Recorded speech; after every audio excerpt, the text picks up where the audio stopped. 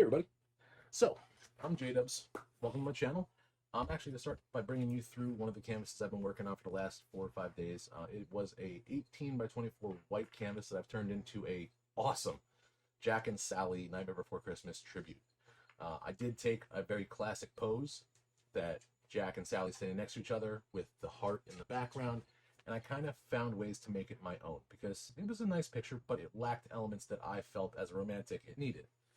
So, first thing I did was I took that straight arm from the original picture and I shot it out behind her and put his hand around her stomach into her hip because they're lovers. They're being separated throughout the entire movie. I feel like he would be pulling her in. And, again, me being romantic, every time I'm standing next to my wife, I kind of pull her close to me as well. Because I did go through a pencil sketch, drew all this out, and then focused on a background. I just did purple all the way around. You'll see that in my shorts actually on my first post. And then I decided to bring Jack's darkness in. I blacked out his jacket and I started to shade his face and neck, left the mouth lines and the actual edging of his eyes until I was almost done with Sally actually. Didn't even finish the shirt until last night. Next thing I did was going over to Sally and I actually painted her hair red. It was a flat red. Went over it again with polychromos pencils, yellows, reds, and orange palettes throughout the entire hair to give it strands, let that sit, covered it with my lockdown, pinstriped jacket too with whites and dark grays in the cold palette from the same set.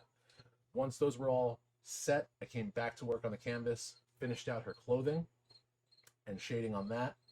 I still have to go back in and fix the neck. I feel like the neck should be pointing up to the head rather than pointing down at the torso because of the angle I put at it, and maybe a little bit of an Adam's apple area.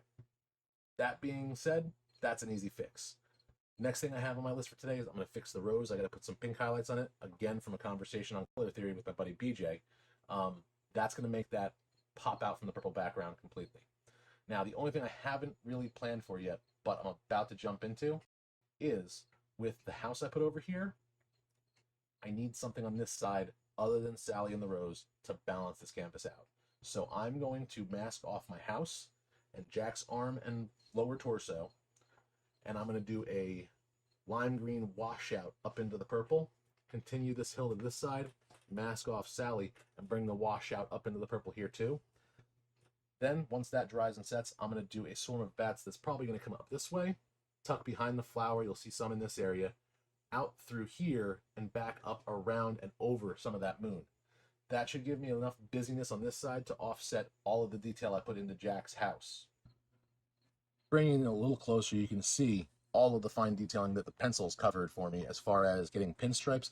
I was worried that using a brush I'd have inconsistent lines because of the long nature of his torso. I'm not covering a small area. I'm covering about 14 to 16 inches of space in a single stroke. The colored pencils were a great choice for that. And then when I came over to her hair, the red, orange, and yellow palettes really brought in the light of the moon that I put up top, which I actually love because even though it gives that yellow moon look, that's a green moon with a brown outline to give it that orb look and the shading.